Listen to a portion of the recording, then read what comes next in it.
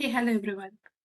சென்செக்ஸ்னா என்ன, நிஃப்டினா என்ன, பாம்பே ஸ்டாக் எக்ஸ்சேஞ்ச்னா என்ன, நேஷனல் ஸ்டாக் எக்ஸ்சேஞ்ச்னா என்ன, இது ரெண்டுத்துக்கு என்ன டிஃப்ரென்ஸ்? முக்கியமாக இந்த ரெண்டு இண்டெக்ஸும் எப்படி கால்குலேட் பண்ணுறாங்க? ஸோ இது எல்லா கொஸ்டின்ஸ்க்கும் ஆன்சர் தான் இந்த ஃபுல் வீடியோ. ஸோ ஸ்கிப் பண்ணாமல் பாருங்கள். இண்டெக்ஸ்னா என்ன அப்படின்னு பார்த்தீங்கன்னா குறியீடு. ஒரு மார்க்கெட் எக்ஸ்பர்ட் வந்து மார்க்கெட் ட்ரெண்டை வந்து என்ன, இப்போ கரண்ட் ட்ரெண்ட் என்ன அப்படின்னு கண்டுபிடிக்கிறதுக்கு ஒரு ஸ்டாக் லிஸ்ட்டாக இருக்க ஸ்டாக்கெல்லாம் போய் அனலைஸ் பண்ணி கண்டுபிடிக்கிறது வாய்ப்பே இல்லாத ஒரு விஷயம். அதோட பர்ஃபார்மன்ஸ்லாம் வந்து நம்ம கண்டுபிடிச்சி அனலைஸ் பண்ணோம்னா அது வந்து பயங்கர டைம் கன்சியூமிங். அதுவும் இல்லாமல் ஒரு நாள் ஆயிடும், அடுத்த நாளே ஆரம்பிச்சிடும்.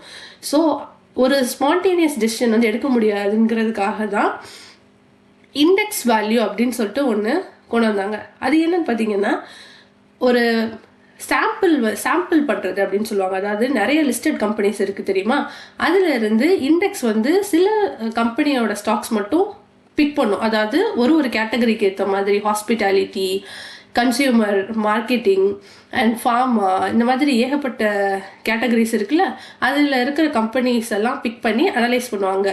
இந்த பிக் பண்ண கம்பெனிஸ்ல ரெப்ரசன்டேட்டிவாக இருப்பாங்க. கீழே வர கம்பெனிலாம் இண்டெக்ஸ் கான்ஸ்டிடியூயன்ட்ஸ் அப்படின்னு சொல்லுவாங்க. இதை சிம்பிளாக உங்களுக்கு புரியுற மாதிரி சொல்லணும்னா, ஒரு ஸ்டோரில் ஆப்பிள் இருக்கு, அந்த ஸ்டோரில் உள்ள ஆப்பிள் வந்து எந்த தரம் வாய்ந்தது அப்படிங்கிறத எப்படி கண்டுபிடிப்போம்? ஸ்டோர் ஃபுல்லாக செக் பண்ண முடியுமா? வாய்ப்பே இல்லை. அதுக்கு பதிலாக நம்ம வந்து சாம்பிள் பண்ணுவோம். ஒரு 10-15 ஆப்பிள் எடுத்தாலே கண்டுபிடிச்சிடலாம் அந்த ஸ்டோரில் உள்ள ஆப்பிளோட தரம் என்னன்னு. அந்த மாதிரி தான் இண்டெக்ஸ் வந்து ஸ்டாக்கை வந்து பிக் பண்ணி உங்களுக்கு ஒரு சூப்பரான ஒரு பர்ஃபார்மன்ஸ் அனலைஸ் பண்ணி ரோல் அவுட் பண்ணுவாங்க. இது வந்து நல்ல ப்ரெசன்டபிளாக ஓவரால் பிக்சர் வந்து உங்களுக்கு கொடுத்துரும், எல்லா இண்டஸ்ட்ரியும் நீங்கள் கம்பேர் பண்ணுற மாதிரி. அதை தான் வந்து இண்டெக்ஸ் அப்படின்னு சொல்லுவாங்க. இப்போ சென்செக்ஸ் அண்ட் நிஃப்டி வந்து இண்டெக்ஸ்ன்னு சொல்லிட்டு, ஸோ இது என்ன கணக்கு அப்படின்னு சொல்லிட்டு பார்த்தீங்கன்னா, இந்தியாவில் வந்து 2 ஸ்டாக் எக்ஸ்சேஞ்சஸ் இருக்குது. ஒன்று பாம்பே ஸ்டாக் எக்ஸ்சேஞ்ச், இன்னொன்று நேஷனல் ஸ்டாக் எக்ஸ்சேஞ்ச். இதை ஷார்ட் ஃபார்மாக BSE&NSE அப்படின்னு சொல்லுவாங்க. ஸோ இந்த 2 ஸ்டாக் எக்ஸ்சேஞ்சுக்கும் அதில் லிஸ்ட்டாக இருக்க ஸ்டாக்ஸ்லாம் எப்படி பர்ஃபார்ம் ஆகுதுன்னு தெரிஞ்சுக்கிறதுக்கு இண்டெக்ஸ் தேவைப்படும் இல்லையா? அதுதான் சென்செக்ஸ் வந்து BSE, அதாவது பாம்பே ஸ்டாக் எக்ஸ்சேஞ்சோட ஒரு இண்டெக்ஸ். நிஃப்டி வந்து நேஷனல் ஸ்டாக் எக்ஸ்சேஞ்சோட இண்டெக்ஸ். ஸோ இதுதான் வந்து சென்செக்ஸ் அண்ட் நிஃப்டி. ஸோ சென்செக்ஸ்னா என்னன்னு பார்க்கலாமா? சென்சிட்டிவிட்டி இண்டெக்ஸ் ஷார்ட் ஃபார்மாக தான் சென்செக்ஸ்ன்னு சொல்கிறோம்.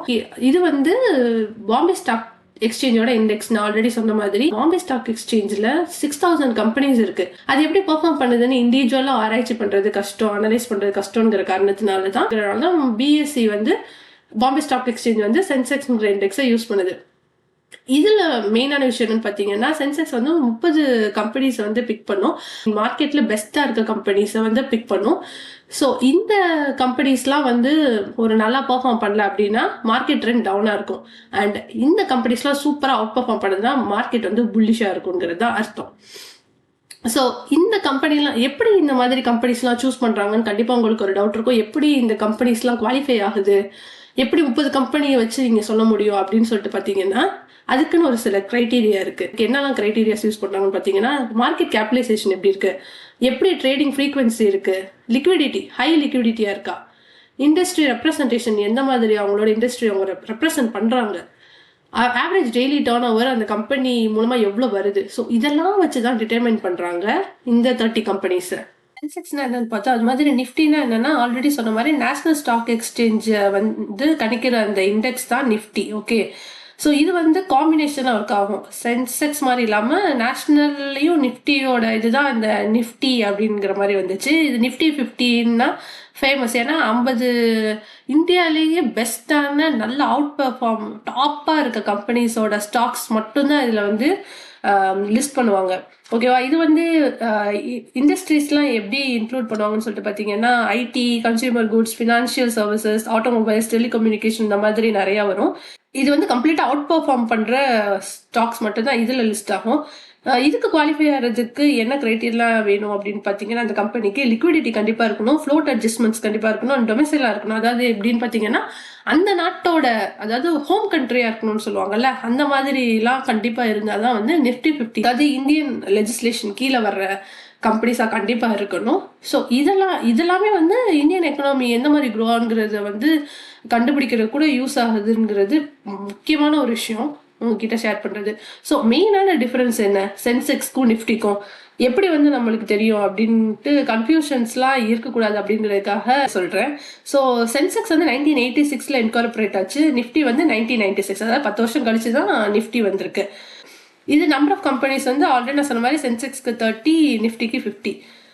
செக்டார்ஸ் என்னெல்லாம் பார்த்தீங்கன்னா, சென்செக்ஸ் வந்து 13 இண்டஸ்ட்ரியல் செக்டார்ஸை கவர் பண்ணுது. நிஃப்டி வந்து 24 இண்டஸ்ட்ரியல் செக்டார்ஸ் வந்து கவர் பண்ணுது. இதுக்கு இண்டெக்ஸ் கால்குலேஷன் வந்து ரெண்டுத்துக்குமே சேம், ஃப்ரீ ஃப்ளோட் கால்குலேஷன் தான். ஆப்ரேட் வந்து யார் பண்ணுறாங்கன்னா, சென்செக்ஸ் நான் சொன்ன மாதிரி பிஎஸ்சி பாம்பே ஸ்டாக் எக்ஸ்சேஞ்ச், நிஃப்டி வந்து India index services and products. Okay, இது வந்து சப்சிடரி ஆஃப் நேஷனல் ஸ்டாக் எக்ஸ்சேஞ்ச். இப்போ இது வந்து வால்யூம் அண்ட் லிக்விடிட்டி பார்த்தீங்கன்னா சென்செக்ஸ் வந்து லோ, நிஃப்டி வந்து பயங்கரமான ஹையஸ்ட் அந்த பர்ஃபார்மிங் ஸ்டாக்ஸ்னால ஹை. ஸோ இந்த மாதிரி தான் இருக்கும். நீங்கள் பிஎஸ்சியோட பேஜை வந்து நீங்கள் எப்படி தெரிஞ்சுக்கிறதுக்கு நீங்கள் போய் பார்த்தீங்கன்னா, ஸோ இதில் ஆல்ரெடி நான் சொன்ன மாதிரி 30 ஸ்டாக் இருக்கும், நீங்கள் கேல்குலேட் பண்ணால் தெரியும்.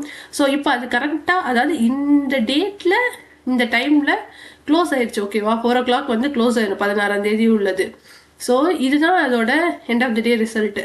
ஸோ இப்போ பார்த்தீங்கன்னா இதில் லிஸ்டாக இருக்க கம்பெனிஸ், அதாவது எம்என்எம்மாக இருக்கட்டும், Tech Mahindra, Bharti Airtel, so Titan பார்க்குறீங்க. ஸோ இந்த மாதிரி எல்லா கம்பெனிஸும் என்ன பர்ஃபார்ம் ஆயிருக்குன்னு உங்களால் லைவாகவே பார்க்க முடியும். ஒரு நாளில் எப்படி பர்ஃபார்ம் ஆயிருக்கு, ஒரு மந்தோட அனாலிசிஸ் என்ன, எல்லாமே நீங்கள் வந்து அண்டர்ஸ்டாண்ட் பண்ணிக்க முடியும். இதில் கிட்டத்தட்ட எல்லாமே கொடுத்துருப்பாங்க, இந்த லிஸ்ட்டே கொடுத்துருப்பாங்க. ஸோ இந்த பேஜ்லேயே நீங்கள் வந்து கம்ப்ளீட்டாக ஆக்சஸ் பண்ணிக்கலாம். அதே மாதிரி என்எஸ்சிக்கும் ஒரு பேஜ் இருக்குது. இதில் பார்த்தீங்கன்னா 50 சொன்னேன் பார்த்தீங்களா, அதோட லிங்க் நான் இந்த 2 லிங்க்குமே டிஸ்கிரிப்ஷனில் கொடுக்குறேன். ஸோ இன்னைக்கு டேட்டுக்கு எதெல்லாம் வந்து அந்த டாப் 50 ஸ்டாக்ஸ் அது எப்படிலாம் பர்ஃபார்ம் ஆயிருக்கு, இன்னைக்கு ஓப்பன் வேல்யூ, அதாவது நீங்கள் அதில் பார்த்த ஸ்டாக்ஸுமே இதில் இருக்கும், பார்த்தா தெரியும்.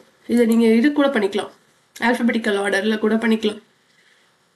அதானி போர்ட்ஸ் ஃபார் எக்ஸாம்பிள் இன்னைக்கு ஓப்பன் வேல்யூ 1352க்கு இந்த சேல் ப்ரைஸ் ஆரம்பிச்சிருக்கு. இன்னைக்கு 366 வரைக்கும் போயிருக்கு. லோவாக போனது எவ்வளோ, நேற்று எவ்வளோ அமௌண்ட்டில் க்ளோஸ் ஆகிருக்கு, அண்ட் எவ்வளோ சேஞ்சஸ் இருக்குது, நேற்றுக்கும் இன்றைக்கி எத்தனை பர்சன்டேஜ் சேஞ்ச் இருக்குது, எல்லாமே இன்டெப்த்தாக வந்து அவங்க கொடுத்துருக்காங்க. 30 டேஸ்க்கு பர்சன்டேஜ் சேஞ்ச் எல்லாம் கொடுத்துருக்காங்க. ஸோ இதெல்லாம் நீங்கள் பார்க்கும்போதே உங்களுக்கு வந்து ஒரு அனாலிசிஸ் தெரிஞ்சிடும், எந்த கம்பெனி வந்து ஒர்த்து நம்ம வந்து இன்வெஸ்ட் பண்ணலாம் அப்படிங்கிறதுக்கு தான் இந்த மெயினாகவே இந்த பிஎஸ்சியும் என்எஸ்சியும். ஹோப் இந்த வீடியோ உங்களுக்கு ஹெல்ப்ஃபுல்லாக இருந்திருக்குன்னு நினைக்கிறேன். தேங்க்யூ.